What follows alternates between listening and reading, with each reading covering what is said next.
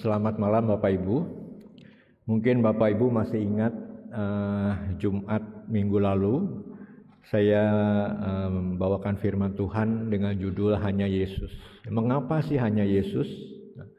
Dan saya berjanji bahwa seharusnya Sabat besok pagi dan Sabat sore ya. Dan Sabat malam ini Pendeta Dede yang membawakan firman harusnya.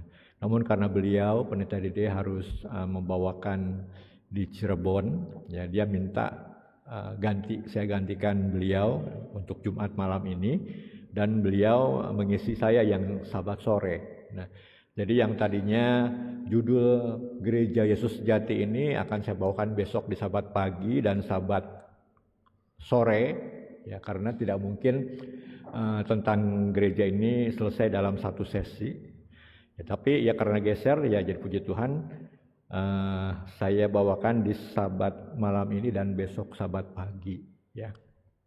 Nah, jadi intinya firman Tuhan pada malam hari ini berbicara mengapa sih harus gereja Yesus Sejati ya, gereja seperti minggu kemarin mengapa sih harus Tuhan Yesus ya.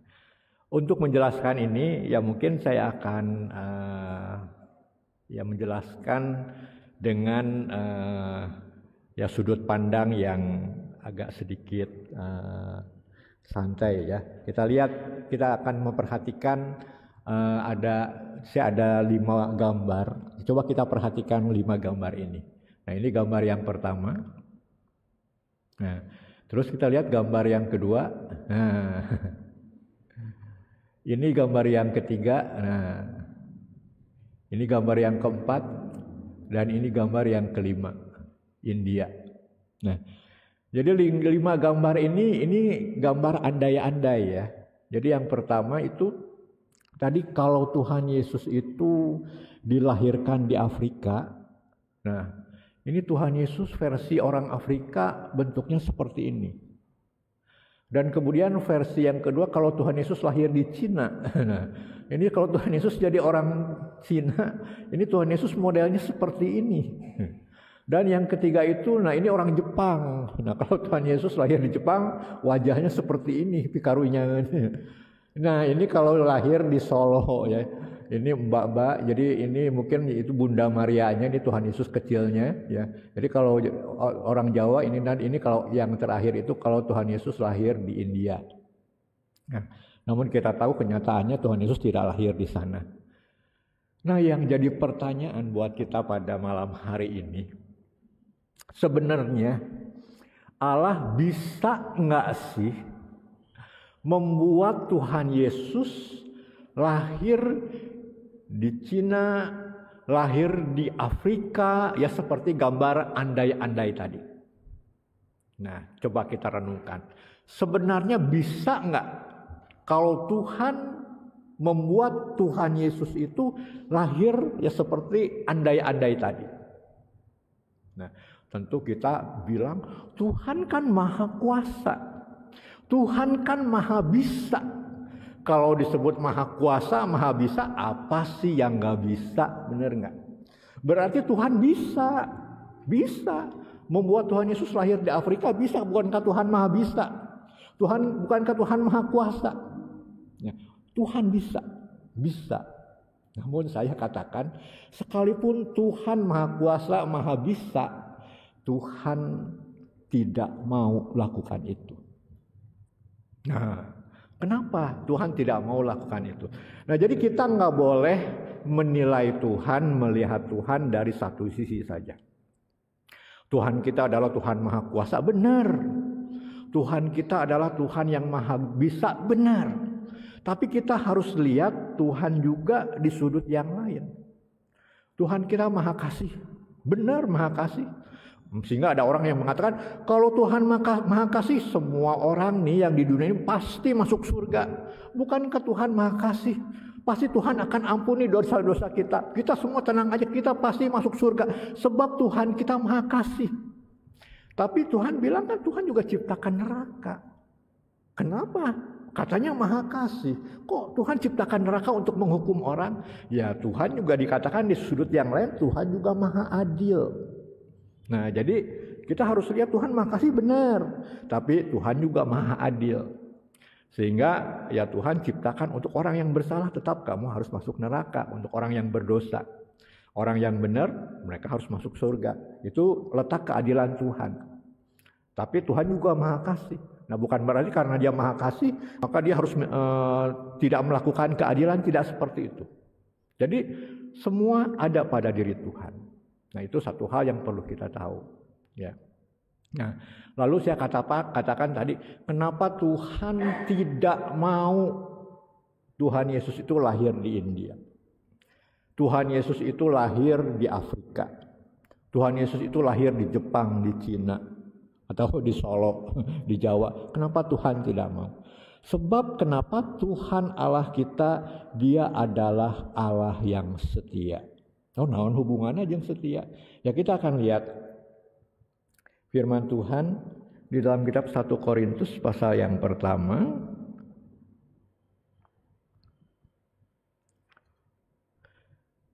1 Korintus pasal yang pertama ayatnya yang ke-9.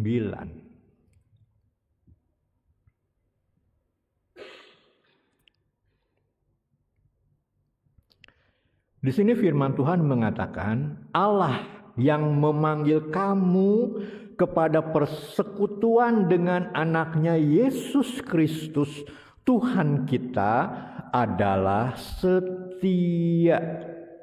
Jadi Allah adalah Allah yang setia. Nah, karena Allah kita ini adalah Allah yang setia, dia tidak bisa ingkar janji. Dia tidak bisa mengingkari janji-janji yang sudah diucapkannya. Karena dia adalah Allah yang setia. Nah, sehingga karena kesetiaannya ini, Allah ini terikat dengan semua janji-janjinya. Nah, sehingga apa yang Allah kerjakan, apa yang Allah perbuat, itu semua akan berdasarkan janji-janji yang dia ucapkan. Karena apa? Karena kesetiaan Allah itu. Nah, jadi kita tahu Allah setia. Dia tidak mungkin ingkar janji. Nah, kita lihat lagi Yesaya pasal 55 ayat 11. Yesaya pasal 55 ayatnya yang ke-11.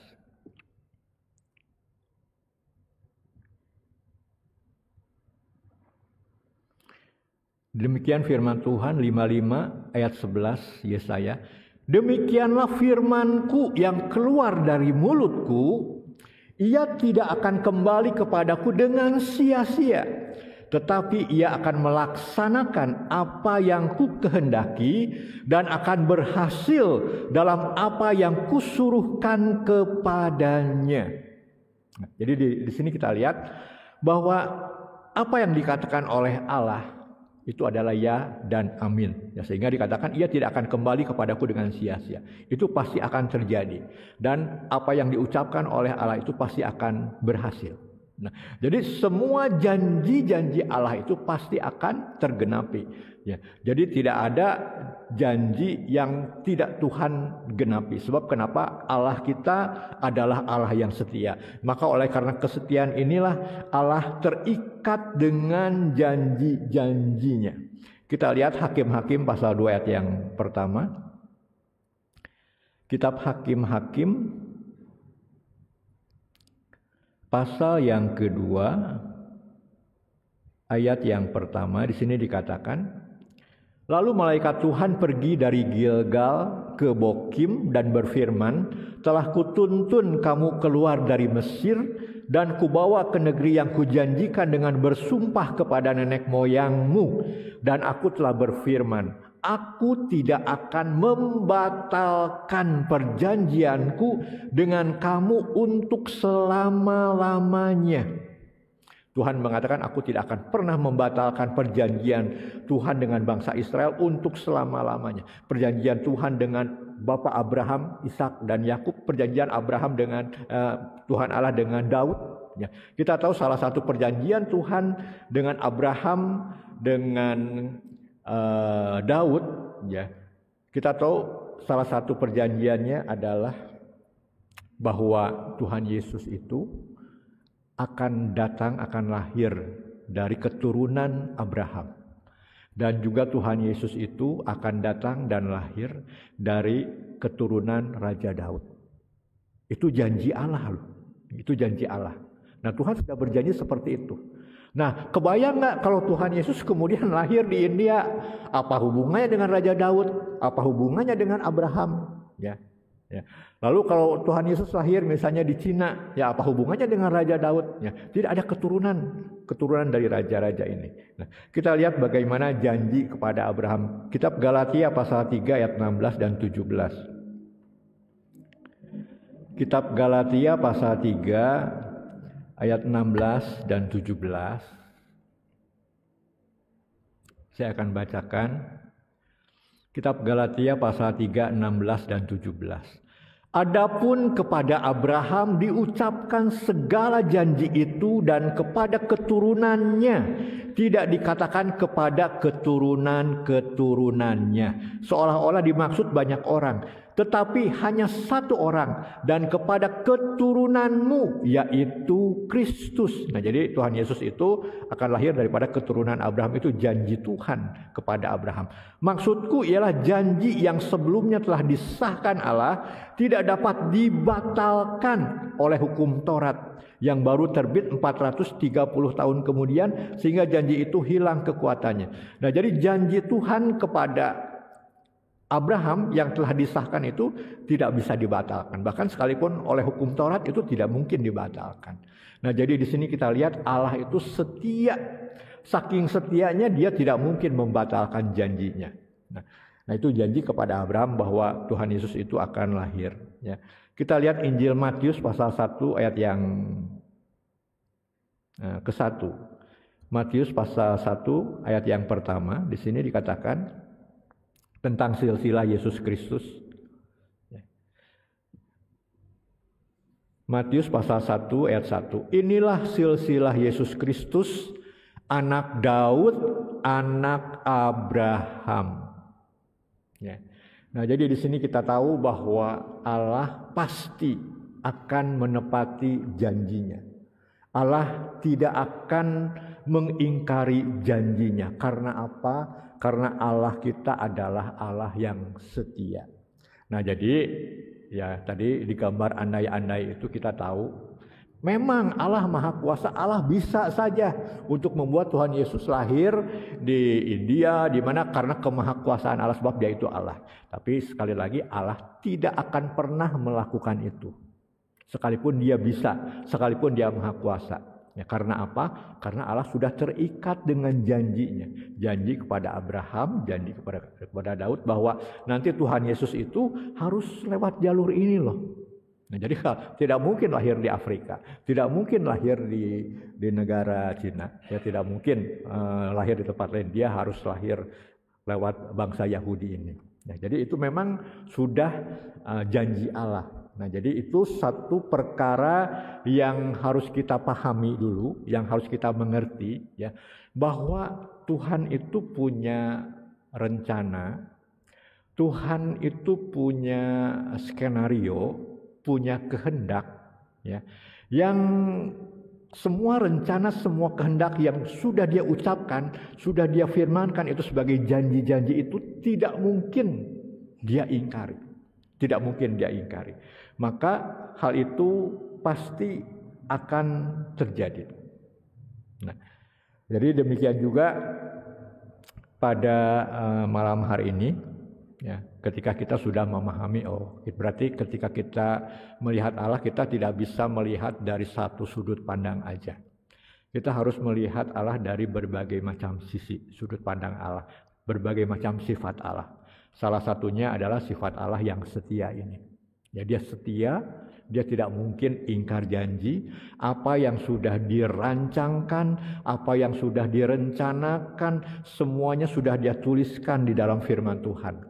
Tentang kerajaan Allah, tentang gereja, ya, semuanya Tuhan sudah gambarkan. Ya, kita tahu bahwa sebelum gereja berkembang seperti sampai pada hari ini, Tuhan Yesus ataupun firman Tuhan sudah jelaskan semuanya.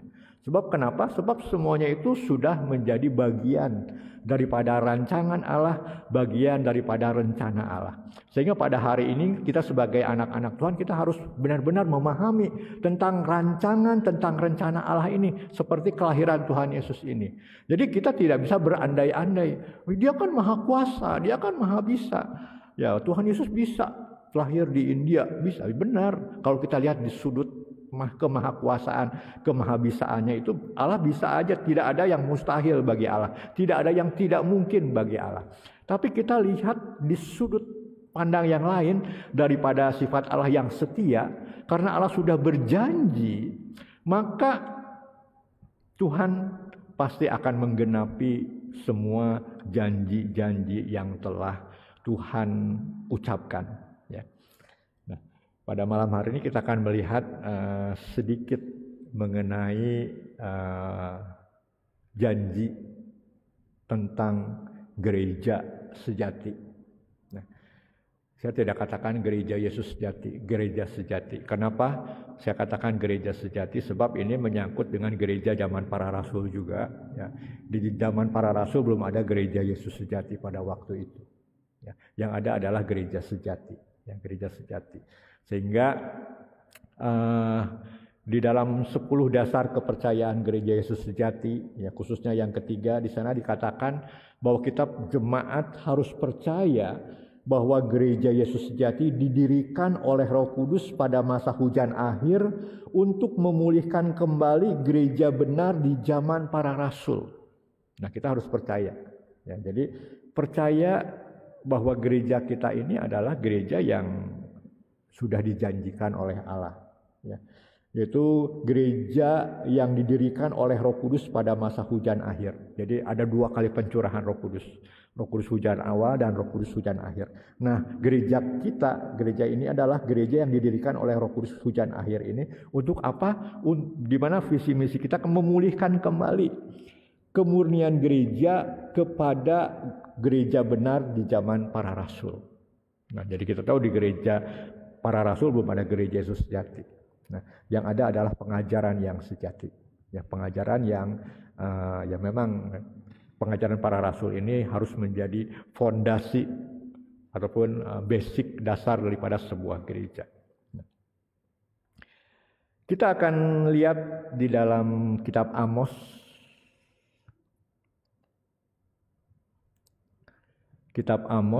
pasalnya yang ke-9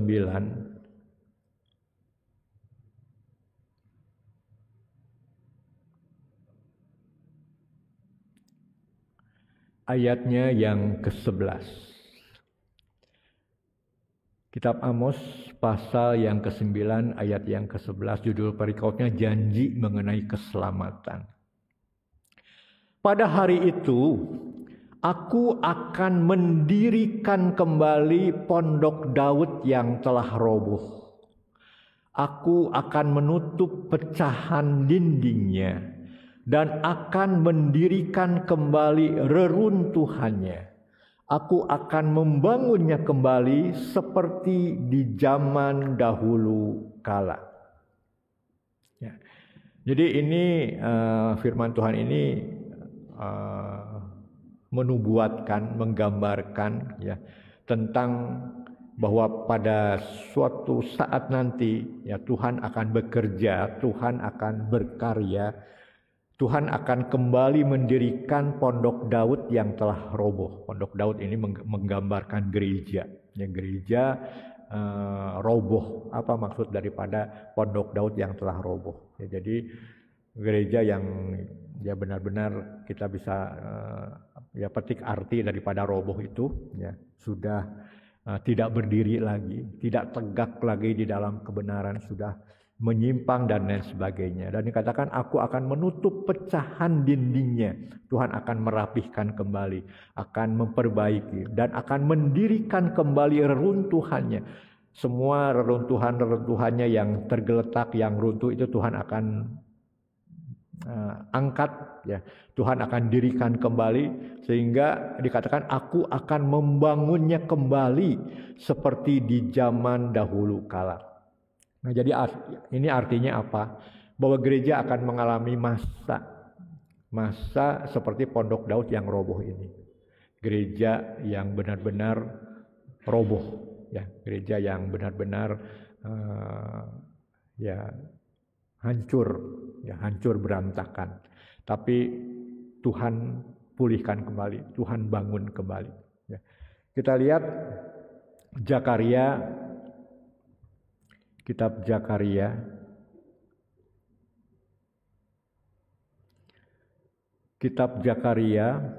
pasal yang keempat, ayatnya yang ke-6.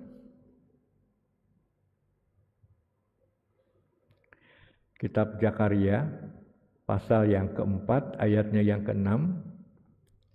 Maka berbicaralah ia, katanya, inilah firman Tuhan kepada Zerubabel, bunyinya, bukan dengan keperkasaan dan bukan dengan kekuatan, melainkan dengan rohku, firman Tuhan semesta alam.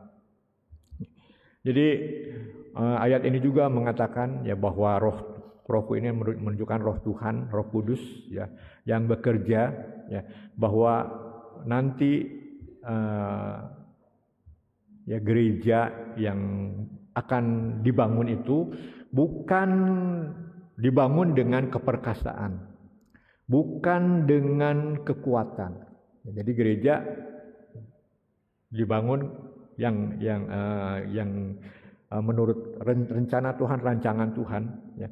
Bukan gereja yang dibangun karena orang hebat, ya, karena kekuatan, karena keperkasaan, ya, karena ya orang-orang yang profesor, doktor yang ya punya pemikiran yang luar biasa, orang-orang yang hebat. Nanti orang-orang yang hebat ini yang akan membangun kembali gereja, ya. Tidak, tapi firman Tuhan di sini mengatakan bukan dengan keperkasaan dan bukan dengan kekuatan, melainkan dengan rohku, ya. Jadi roh Tuhan, Roh Kudus Tuhan yang akan membangun kembali gereja. Nah, kita di sini di 10 dasar kepercayaan, di sini dikatakan percaya bahwa gereja Yesus sejati didirikan oleh Roh Kudus pada masa hujan akhir untuk memulihkan kembali gereja benar di zaman para rasul. Nah, jadi gereja kita, ya gereja Yesus sejati didirikan oleh Roh Kudus pada masa hujan akhir. Seperti apa yang dikatakan oleh firman Tuhan, bukan dengan keperkasaan, bukan dengan kekuatan. Sehingga pada hari ini kita tahu sejarah gereja Yesus sejati, kita tidak ada pendirinya. Siapa pendiri gereja Yesus sejati? Ya, tidak ada.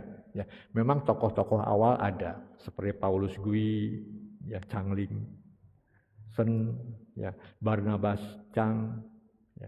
Itu tokoh-tokoh awal, atau awal perintis gereja. Tapi mereka bukan pendiri. Pendiri yang mendirikan gereja Yesus sejati adalah Roh Kudus. Ya. Sehingga Barnabas Chang, sekalipun dia tokoh awal, akhirnya gereja memecat. Karena apa? Ya karena kesombongan dia. Jasanya sangat banyak sekali bagi gereja Yesus sejati di masa gereja awal. Tapi sekalipun dia jasanya banyak, dia dipecat, ya, dihapus dari keanggotaan gereja. Ini suatu hal yang sangat mengkhawatirkan. Changling Sen sama, ya, dia juga melakukan kesalahan, ya, sehingga dihapus namanya, dipecat. Paulus Gui hampir saja, dia juga sama, hampir dipecat. Namun sebelum ya gereja memecat, dia sudah keburu meninggal dunia. Ya, jadi kita lihat tokoh-tokoh awal yang nama-namanya besar, yang sangat-sangat berjasa untuk gereja, ya. Mereka akhirnya ya boleh dikatakan dipecat, ya. Karena apa? Sekali lagi, bahwa yang mendirikan gereja itu bukan manusia, adalah Roh Kudus, ya. seperti apa yang dikatakan oleh firman Tuhan. Nah, jadi di sini kita lihat ya, sebelum nanti kita bahas, saya pikir saya tidak akan masuk ke poin-poin yang ini sebab itu akan tanggung ya, akan tanggung. Jadi besok Sabat pagi kita mulai akan masuk alasan-alasan bahwa gereja Yesus Jati itu adalah gereja yang didirikan oleh Roh Kudus pada masa hujan akhir. Ya, namun dari sedikit cuplikan pada malam hari ini, setidaknya kita punya satu gambaran bahwa Tuhan punya rencana, ya, Tuhan punya kehendak, Tuhan punya janji. Nah, itu harus kita ketahui, janji-janji Tuhan, kehendak Tuhan, rencana Tuhan itu harus kita pahami, harus kita ketahui. Nah, kalau kita pahami, kita ketahui, maka kita akan mengerti. Seperti tadi berandai-andai, kenapa sih Tuhan Yesus itu nggak lahir di India, nggak lahir di Cina, nggak lahir di Jepang, nggak lahir di daerah-daerah yang lainnya. Kenapa? Ya sebab Allah itu sudah terikat dengan janjinya. Dan Allah itu setia, dia tidak mungkin mengingkari janjinya. Jadi semua janji-janji, semua skenario Tuhan yang tertulis dalam firman-Nya itu pasti akan digenapi. Dan pasti akan terlaksana seperti tadi apa yang dikatakan oleh firman Tuhan. Sehingga kita manusia harus benar-benar memahami kehendak Tuhan itu seperti apa agar kita tidak salah.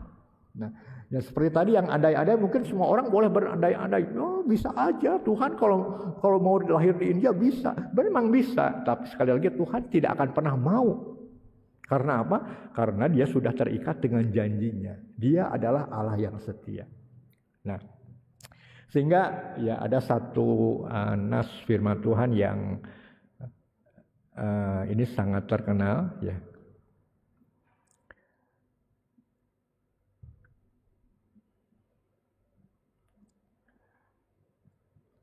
Ada firman Tuhan yang mengatakan bukan setiap orang yang berseru kepadaku Tuhan, Tuhan ya, akan masuk ke dalam kerajaan Allah. Ya. Tetapi dia yang melakukan firman Tuhan, ya, kehendak Tuhan. Nah, itu harus kita pahami. Ya. Jadi bukan ya kita yang penting ke gereja, ya. Yang penting kita beribadah, berseru-seru kepada Tuhan, kita menyanyi, meninggikan nama Tuhan, pasti kita masuk dalam kerajaan surga. Tetapi firman Tuhan mengatakan tidak seperti itu. Ya. Selama orang itu tidak memahami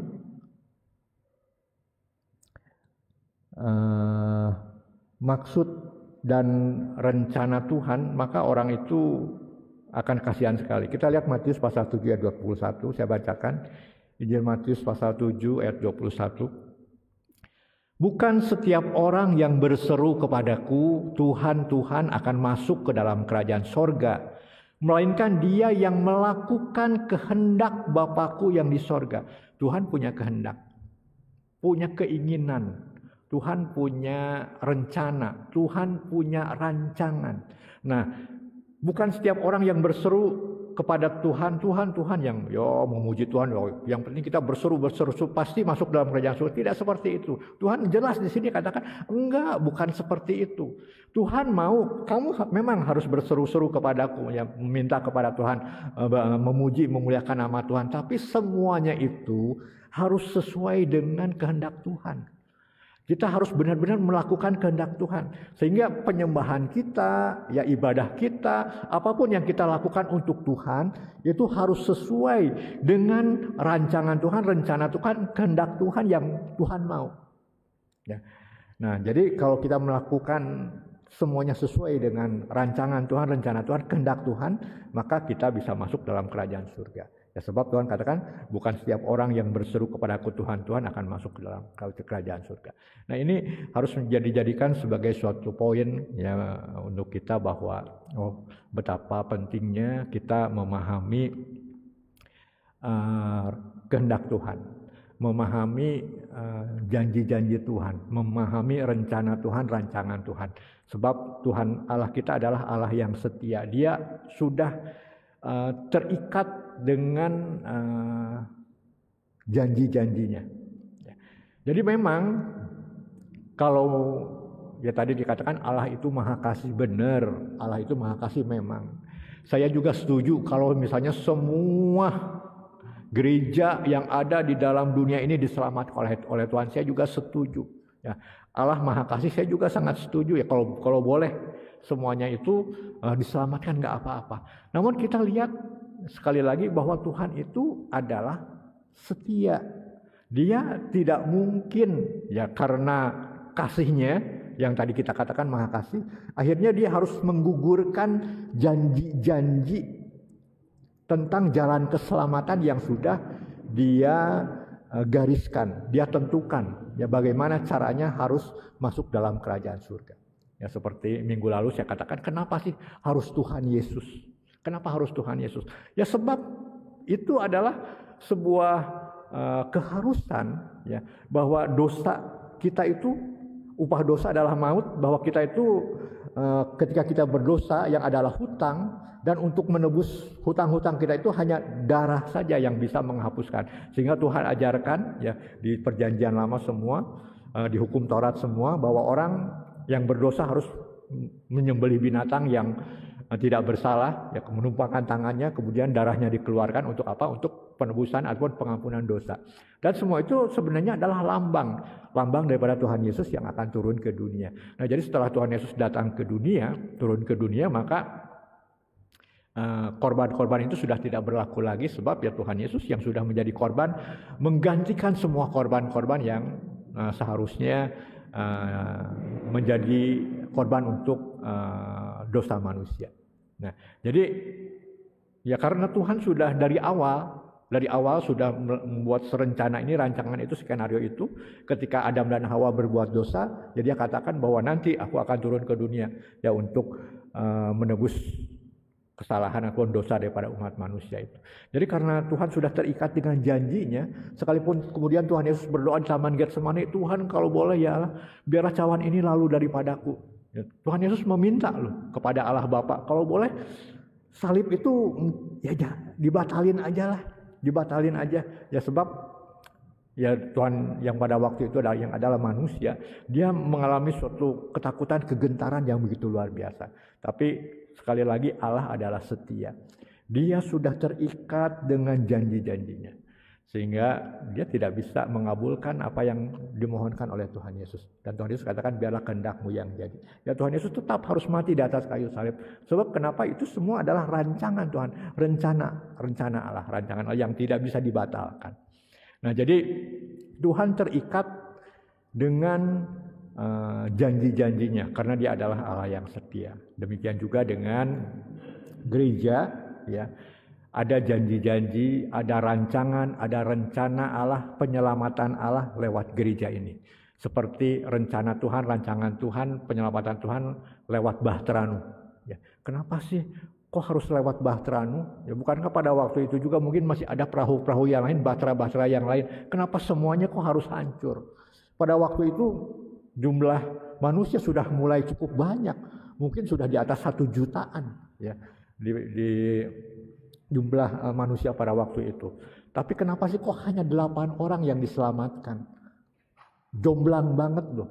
Nah, lalu kalau pada hari ini ya kita katakan nanti kita akan lihat loh kenapa sih di akhir zaman ini kok hanya gereja Yesus sejati aja, hanya gereja sejati aja. Bagaimana dengan gereja-gereja yang lain? Itu kan perbandingannya jauh sekali ya, mungkin perbandingannya seperti waktu zaman Nabi Nuh.